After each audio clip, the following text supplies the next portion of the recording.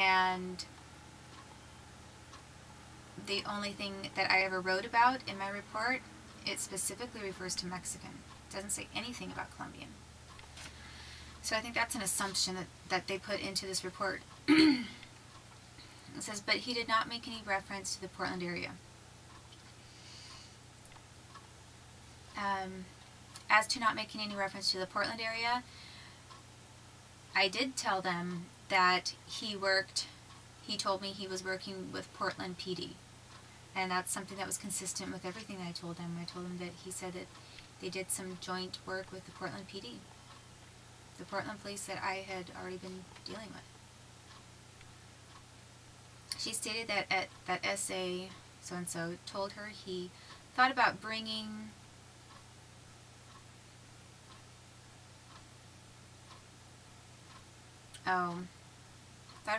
so-and-so, his boss, I think it was,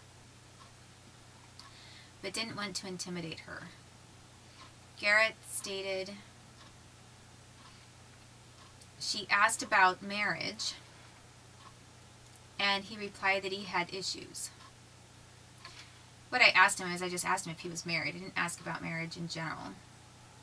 They're making it sound like I asked about marriage, like almost as if I could be asking if,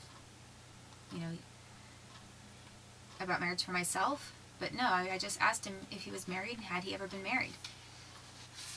And then he said he had issues. Garrett stated that she replied the same when the question was directed to her by him. That's by Raul.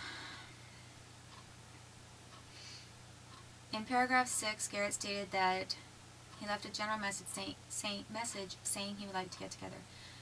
She said he got into his vehicle, which might have been a Toyota Corolla. She said she was not good at telling vehicle types, but remembered it looking dark,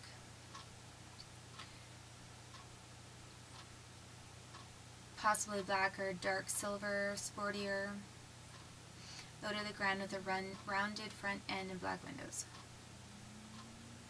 Tinted windows. He had 2 or 3 walkie-talkies, which were all active and in the cup holders. Actually, one of them, I told him that a couple of them were in the back seat or something. Like there was one in the cup holder, something in the front, but there were a couple of them in the back.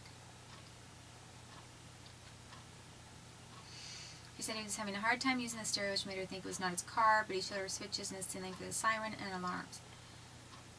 She said, Garrett stated she thought she was being recruited by the FBI. When asked what type of job she thought she was being recruited for, Garrett replied as a femme fatale, which she described as a woman who would fit in with the drug dealers, and further described as a hooker. Garrett also stated that she felt he was attracted to her. I really think that is sort of not correct. I have to look at this page 6 really quick.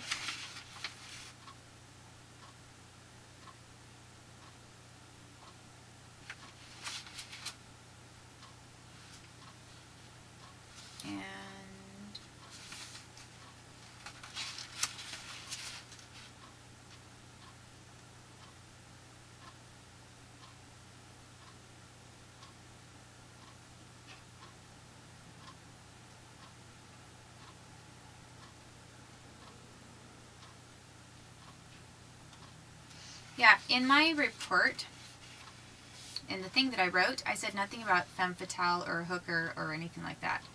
So where they got that idea, I have no idea, because what I told the FBI is that I had told Raul Bujanda that I was interested in joining the FBI as a lawyer.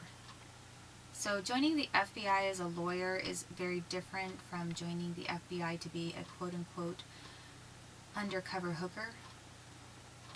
And I think it just sort of makes me sound tawdry, so I'm not sure why.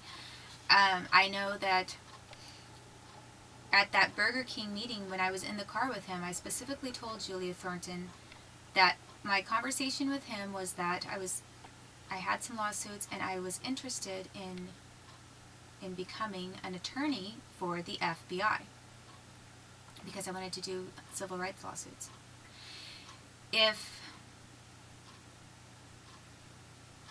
I did not think at that time, specifically at that time in his car, that he was recruiting me for the FBI.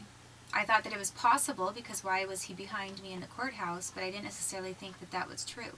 The time that I did, that when I thought that they were recruiting me is when they told me they were recruiting me, which was when I met Armando Garza, which was a separate meeting. And if I said any, and at that time, at that separate meeting, I thought it was possible that maybe they would hire, they said they were looking for the right kind of woman for the job, and they were kind of smirking about it. So at that point, I thought maybe they were looking for some sort of femme fatale because of the way they were acting. You know, sort of bringing a slightly sexual tone to it. However, I told both of them that my interest in working for the FBI was in the legal department. So when they were saying we're looking for the right woman for a job or whatever, I guess I thought, well, maybe they're looking for someone to do something else too, but undercover, but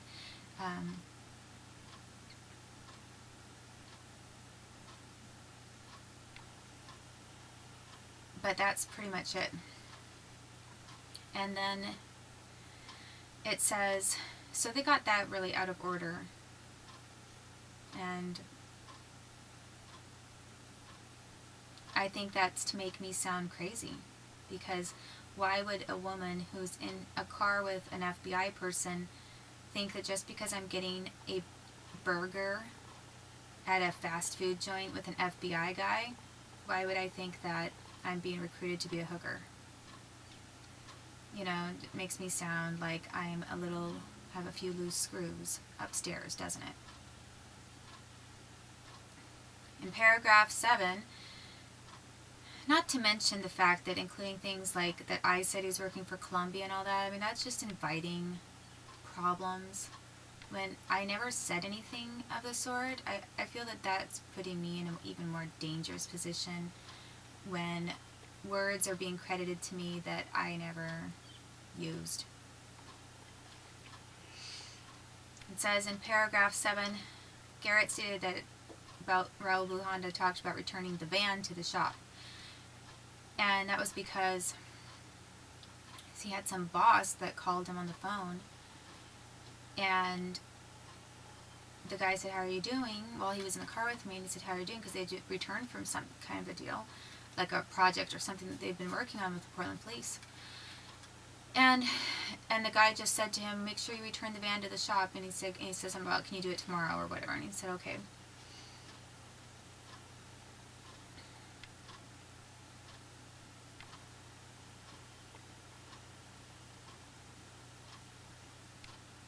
In paragraph 8, Garrett stated she did not know of a place called Tats.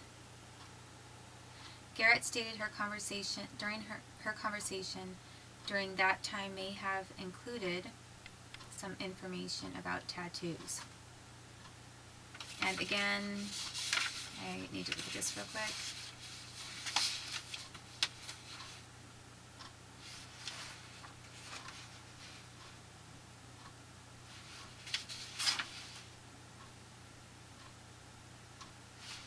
Because I remember nothing about ever saying a word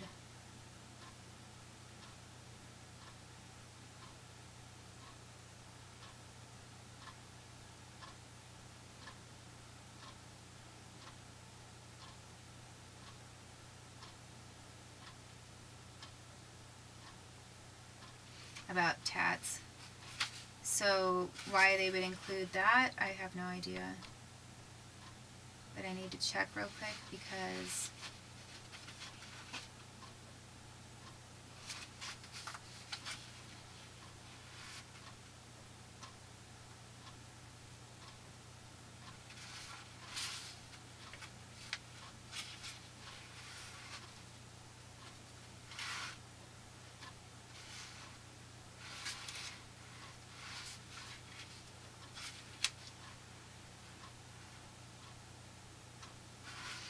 well, I'm just checking really quick because I didn't know why they said something about a place called Tats.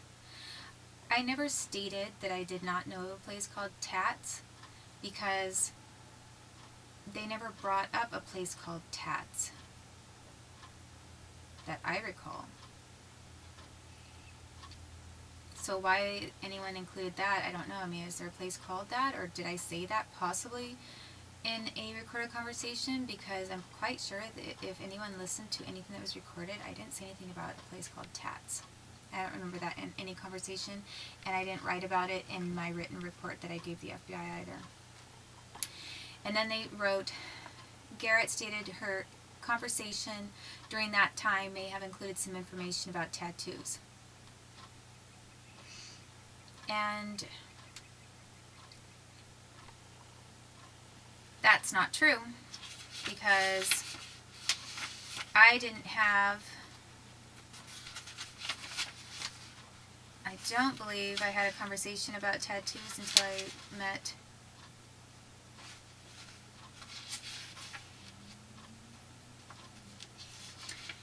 Garza. But it is possible that I mentioned something about, let's see,